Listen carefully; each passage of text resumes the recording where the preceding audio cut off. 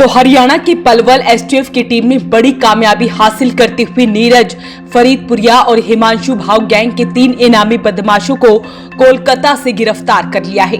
पकड़े गए बदमाश पलवल में किसी बड़ी वारदात को अंजाम देने की योजना बना रहे थे।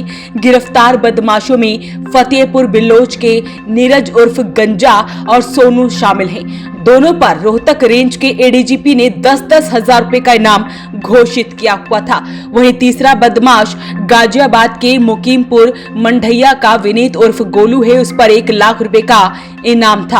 आपको बता दें कि ये सभी बदमाश अपनी पहचान छुपा कर रह रहे थे। एसटीएफ पलवल इकाई प्रभारी इंस्पेक्टर अनिल छिल्लर के अनुसार नीरज और सोनू डीघल के मंजीत की हत्या में शामिल थे। वारदात के बाद से दोनों अपनी पहचान छिपाकर अलग अलग जगहों पर रह रहे थे। विनीत उर्फ गोलू गैंग का शूटर है। वो हत्या के एक मामले में सुनवाई के दौरान गाजियाबाद कोर्ट से पुलिस को चकमा देकर फरार हो गया था। तीनों बदमाशों के खिलाफ फरीदाबाद, बल्लभगढ़ और गाजियाबाद में दर्जनों संगीन मामले दर्ज हैं। हरियाणा में जो अभी धमकियों की कॉल जो विदेशों से आ रही है उसमें काफी गैंग एक्टिव हो रखी हैं, तो उनके ऊपर कार्रवाई करते हुए अपने यहाँ पे पलवल में भी काफी थ्रेट आई हुई है। अच्छा। तो उनके रिगार्डिंग काम करते हुए टीम लगातार काम करी थी और हमने 3 वांटेडों को, जिनके नाम जो है, एक नीरज है, नीरज उर्फ गंजा, दूसरे का नाम है सोनू और तीसरे का नाम है विनीत रावत। अच्छा। जो यूपी का रहने वाला है। अच्छा अच्छा। नीरज और सोनू अपने यहाँ फरीदाबाद से लोकल है, फतेहपुर बिल्लोच के। अच्छा। और विनीत जो है ये गाजियाबाद का रहने वाला है।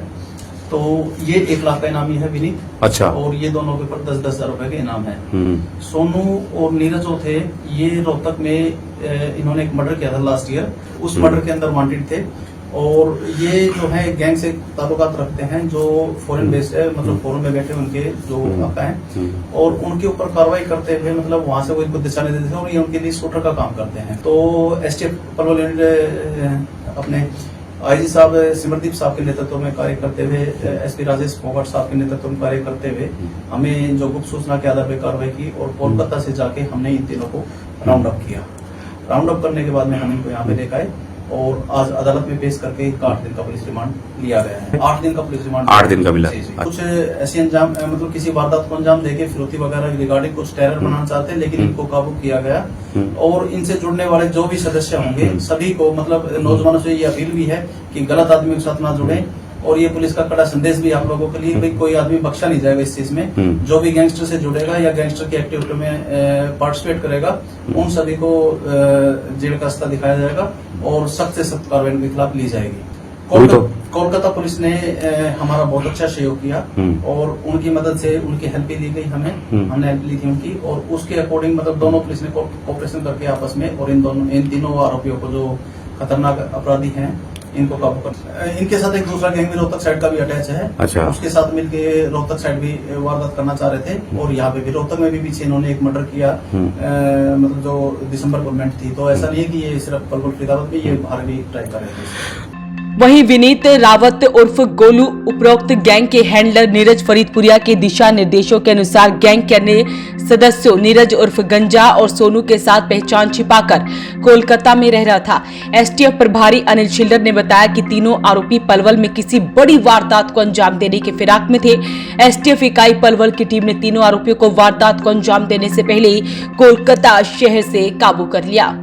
हाँ बिल्कुल, डीजी साहब की तरफ से, आईजी साहब की तरफ से और एसपी साहब की तरफ से बिल्कुल क्लियर निर्देश है कि किसी से कोई घबराने की जरूरत नहीं है और एसटीएफ और पुलिस जो है अपना खुल के काम करे और अपराधियों के ऊपर। इनकी इतनी हिम्मत नहीं है कि पुलिस अधिकारियों को धमकी दे सके। पुलिस इनका इलाज बांधने के लिए तैयार है, हर तरीके से तैयार है।